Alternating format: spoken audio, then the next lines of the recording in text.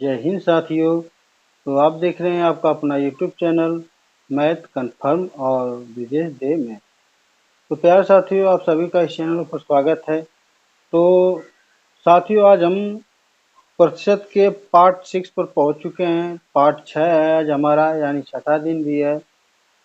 तो आज हम सवालों को फिर से देखेंगे और परसेंटेज के कुछ महत्वपूर्ण सवालों को लगाएंगे और उसको समझेंगे। तो हमारे प्रतिशत का छठा दिन है, तो आप हमारे वीडियो में पूरा बने रहिए, वरना आपको समझ में नहीं आएगा अगर आप स्किप कर देते हैं तो आप अच्छे से वीडियो के देखिए और चलते हैं सवालों की तरफ। आपका ज़्यादा समय न लेते हुए तो सवालों को देखते हैं और लगाते हैं। देखिए, कल हम पढ़े थे 30 क्वेश्चन तक अपना कर लिए थे प्रैक्टिस पर प्रतिशत के सवाल में। 30 नंबर का क्वेश्चन मैं आप लोग को दिखा देता हूँ। तो ये हमारा देखिए 30 नंबर का क्वेश्चन है, जो कि कल हम लोग हल किए थे। किसी वस्तु पर दलाल की दर 4% से 5% होने पर भी अपरिवर्तित रही, उसे व्यापार में कितने प्रतिशत की कमी आई। तो ये देखिए, हम कल इस सवाल को हल भी किए थे, आपको बताए भी थे। तो आज हम शुरू करेंगे 31 नंबर के क्वेश्चन से और सवालों को लगाते हैं। तो ये हमारा 31 नंबर का क्वेश्चन है। पेट्रोल की कीमत में 25% की वृद्धि होने पर एक उपभोक्ता खर्च में केवल 10% की वृद्धि करना चाहता है। तो बताएं उसे खपत में अपने कितना प्रतिशत की कमी करना पड़ेगा। अपने खपत में कितना प्रतिशत की कमी करना पड़ेगा। देखिए, यहाँ पर हम करेंगे क्या कि सबसे पहले कीमत को मान लेंगे 100%। ठीक है ना, ये हो गया 100%। पहले देखिए क्या किया करता था, इसे हम ट्रिक के माध्यम से लगाएंगे। ठीक ना, तो देखिए पहले 100% था पेट्रोल की कीमत, उसमें 25% की वृद्धि हो गई। ठीक ना, 25% की वृद्धि होगी तो कितना आ जाएगा 125%। लेकिन उसमें क्या क्या रहा है, एक उपभोक्ता खर्च में केवल 10% की वृद्धि करना चाहता है। यानी ये 25% की वृद्धि न कर कर यहाँ पर कितना की वृद्धि करना चाहता है 10%, यानी कि 110% हो गया। तब ये बोल रहा है कि यहाँ से यहाँ तक जाने में हमें कितना प्रतिशत की कमी करना पड़ेगा, यानी 125% से 110% पर जाने के लिए हमें कितना प्रतिशत की कमी करना पड़ेगा। तो सिंपली आप सबसे पहले 125 में से 110 को घटाइए। ये घटाएंगे तो हमारा आएगा कितना 15%। किससे कमी करना है तो 125% से तुलना कर रहा है, तो यहाँ पर रख दीजिए 125% और 100% से कर दीजिए गुणा। परसेंट से परसेंट कट जाएगा, ये कटेगा 5 से 15, 5 दूना के 10, 5 5 25 और ये कट जाएगा 25 चौका 100 और ये हो जाएगा 4 तिहाई 12, यानी 12% की अगर हम कमी करेंगे तो हमारा कितना पर आ जाएगा 110% पर आ जाएगा। तो यही हमारा हो जाएगा फाइनली आंसर। प्रश्न नंबर 32 है हमारा। चीनी के मूल्य में 25% की कमी होने पर एक गृहिणी अपने खर्च में केवल 10% की कमी करता है। तो बताएं, ये करती रहेगा, तो बताएं खपत में कितना प्रतिशत की वृद्धि की गई। देखिए यहाँ पर क्या कह रहा है, चीनी के मूल्य में 25% की कमी की गई। मान लेते हैं चीनी क्या थी 100% थी। ठीक ना, चीनी कितनी थी 100% थी पहले, लेकिन उसमें 25% की कमी की गई। 25% की कमी की जाएगी तो कितना जाएगा 75% आ जाएगा। ठीक ना, लेकिन फिर आगे क्या कह रहा है उसको पढ़ लेते हैं। पर एक गृहिणी अपने खर्च में केवल 10% की कमी करती है। ये सिर्फ चाहती है कि 10% की कमी हो, तो 10% की कमी होगी तो यहाँ पर क्या आ जाएगा 90% हो जाएगा। ठीक, ये 90% हो गया। तो फिर इसके आगे कह रहा है कि तो बताएं खपत में कितना प्रतिशत की वृद्धि की गई, यानी यहाँ से लेकर यहाँ तक आने में कितना प्रतिशत की वृद्धि हुई। अब करेंगे क्या कि 90 में से 75 घटा लेंगे तो आएगा 15%। किससे तुलना की जा रही है तो 75 से की जा रही है, क्योंकि 75 से हम जा रहे हैं 90% की तरफ। वृद्धि की तरफ। ये हो जाएगा 75% गुणे में 100%। अब यहाँ पर काटेंगे 15 पाँचे 75, 5 दूना के 10, 5 जीरो जीरो, यानी 20%। यानी उसको अपने खपत में कितना वृद्धि करनी पड़ेगी, तो 20% की करनी पड़ेगी, और ये हो जाएगा आंसर। देखिए प्यारे साथियों, मैं सभी क्वेश्चन ट्रिक के ही माध्यम से कराऊंगा। जहाँ बेसिक कॉन्सेप्ट होगा मैं बेसिक कॉन्सेप्ट भी बताऊंगा। आप बिल्कुल निश्चिंत रहिए और आप वीडियो को लगातार देखते रहिए। तो चलिए अगले क्वेश्चन को देखते हैं। तो प्यारे साथियों, हमारा टाइप 1 का सभी क्वेश्चन खत्म हो गया है। अब हम टाइप 2 का क्वेश्चन देखेंगे, ठीक ना। तो टाइप 2 का क्या है, प्रतिशत वृद्धि और कमी दोनों पर आधारित प्रश्न। देखिए इसके लिए एक सूत्र बनता है a प्लस बी, फिर यहाँ पर प्लस a गुणे b बटा में 100। इस सूत्र को आप क्या कर लीजिए, याद कर लीजिए।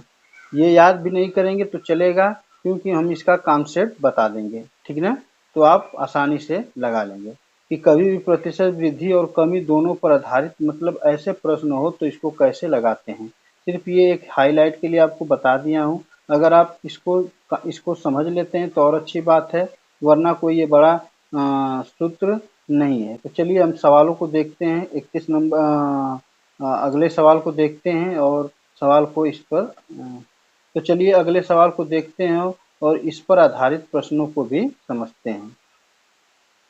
तो चलिए देखिए हमारा है, आयत की लंबाई में 10% की वृद्धि की जाए तथा चौड़ाई में 25% की वृद्धि की जाए तो उसके क्षेत्रफल में कितना प्रतिशत की वृद्धि की गई। हम क्या बताए थे आपको, सूत्र a प्लस बी प्लस ए गुणे बी बटा में 100।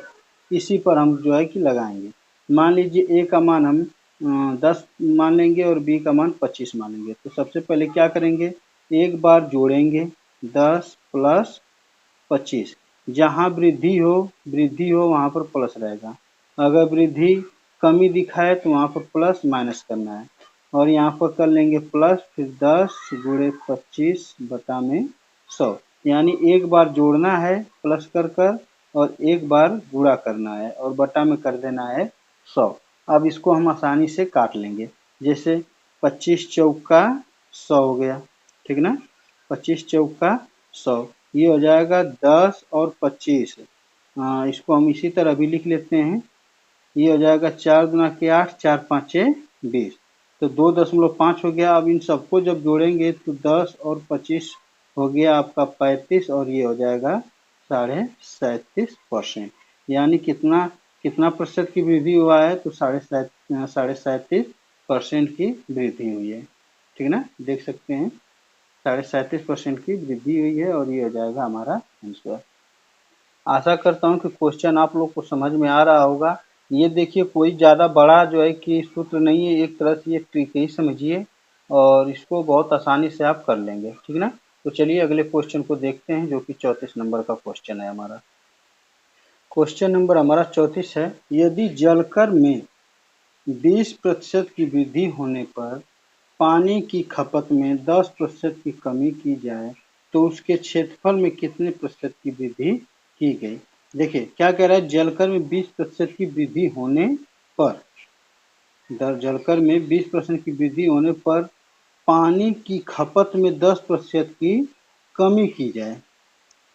तो यहाँ पर हम क्या करेंगे, सेम वही सूत्र को लगाएंगे। 20% है, वृद्धि है, तो वृद्धि यहाँ पर देखिए कमी दिखा रहा है, तो यहाँ पर हम माइनस में 10 करेंगे, और यहाँ पर प्लस था तो यहाँ पर प्लस कर लेंगे, ठीक।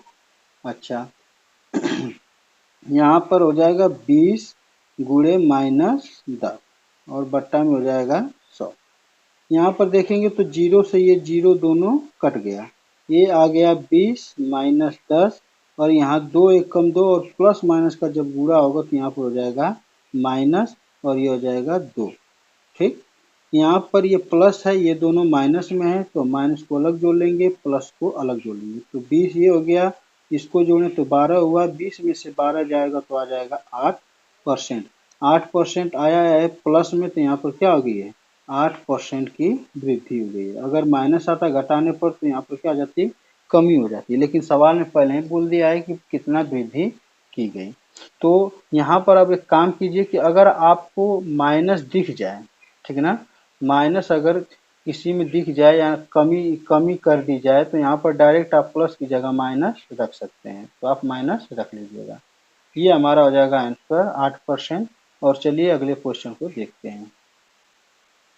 क्वेश्चन नंबर 35 है हमारा, फलों के मूल्य में 30% की कमी करने पर उनके बिक्री 40% अधिक हो जाती है, इससे विक्रय पर क्या प्रभाव पड़ेगा। देखिए, फलों के मूल्य में 30% की कमी करेंगे तो जाहिर सी बात है कि विक्रय मूल्य बढ़ ही जाएगा। यानी किसी भी वैल्यू, किसी भी सामान का मूल्य अगर पहले अगर 40 रुपये किलो बिचाता था, मान लीजिए एक उदाहरण के तौर पर ले रहे हैं कि मान लीजिए चीनी को लेते हैं कि पहले चीनी 40 रुपये किलो बिचाता था, ठीक, 40 रुपये किलो बिचाता था, लेकिन अगर उसमें हम कमी कर दें यानी कि 30 रुपये किलो कर दें, तो कमी जब कर देंगे तो जाहिर सी बात है कि उसका विक्रय मूल्य बढ़ जाएगा, यानी उसकी बिक्री भी ज़्यादा होने लगेगी। लेकिन अगर वही अगर हम 40 किए रहते, चाहे उसको बढ़ा दिए होते, तो हमारा विक्रय मूल्य क्या होता, कम हो जाता।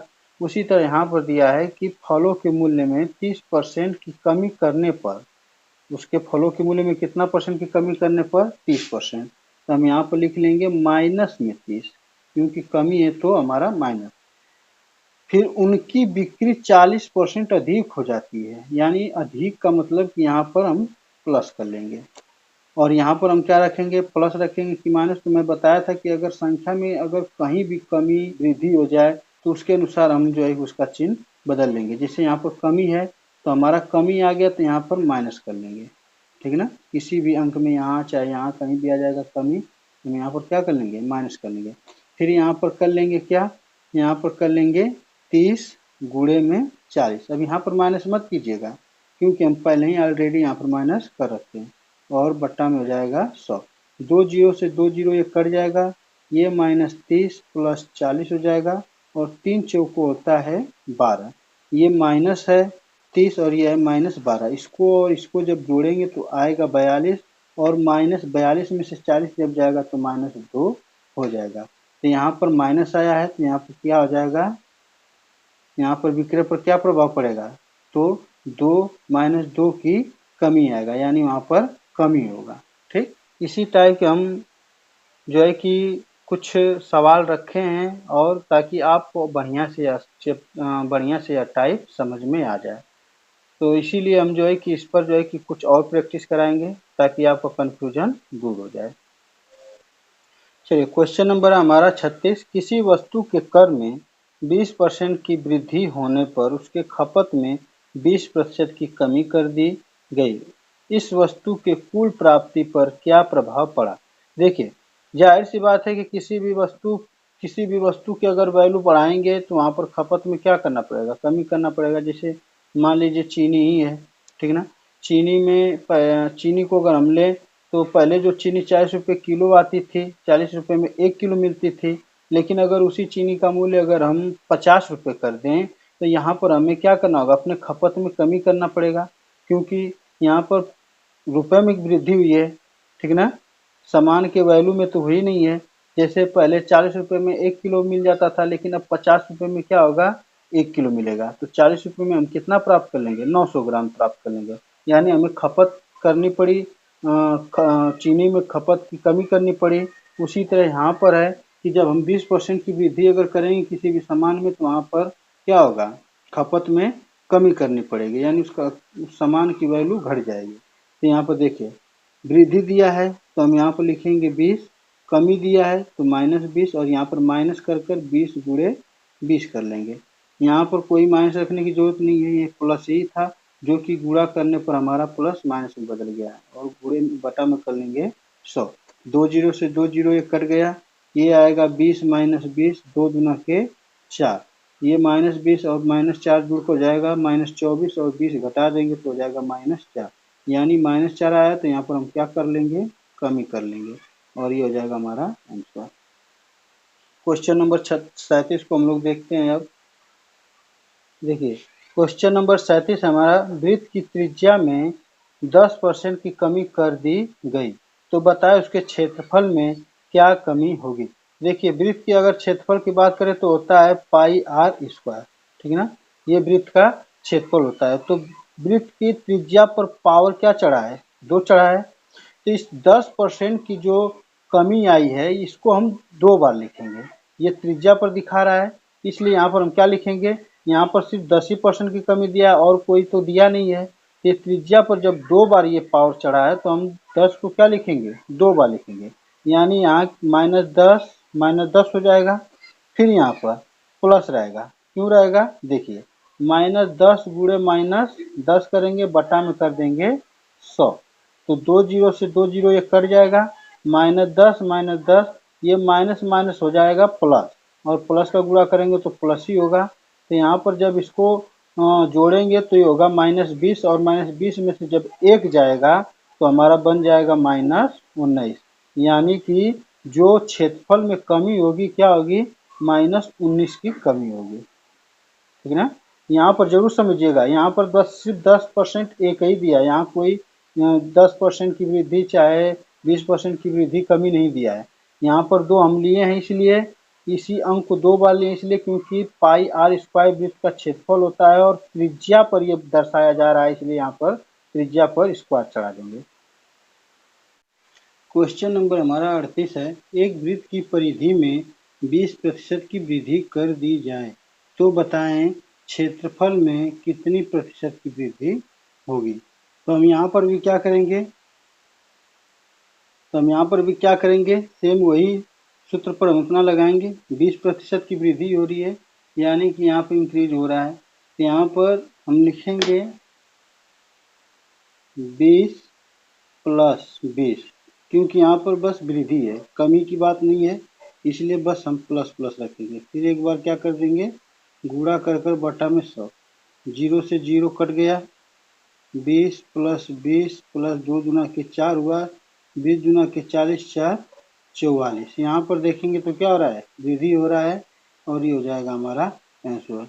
देखिए साथियों, हम आपको सभी क्वेश्चन ट्रिक के माध्यम से ही बताएंगे, और बेसिक कॉन्सेप्ट आएगा तो बेसिक कॉन्सेप्ट से बताएंगे। अक्सर ज़्यादा हम आपको ट्रिक ही बताएंगे, तो आप देखिए और सवालों को समझते रहिए।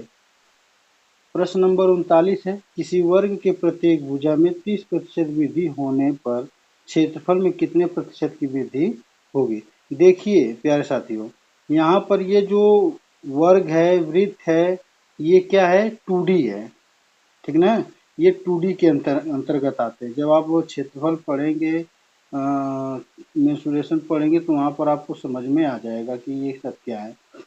और 3D क्या होते हैं, 3D जैसे जिसकी लंबाई चौड़ाई ऊंचाई हो घनाभ में हो वो 3D होता है। तो इसमें हम 30% की जो वृद्धि लेंगे ये एक ही बार लेंगे, तो यहाँ पर क्या होगा, 30 + 30 + 30 गुणे 30 बटा में 100, 2 जीरो से 2 जीरो ये कट गया, 30 + 30 + 3 लिख के 9, और यहाँ पर कितना आ जाएगा जोड़ने पर 69 ये हमारा हो जाएगा आंसर, यानी 69% क्या होगा, वृद्धि होगी।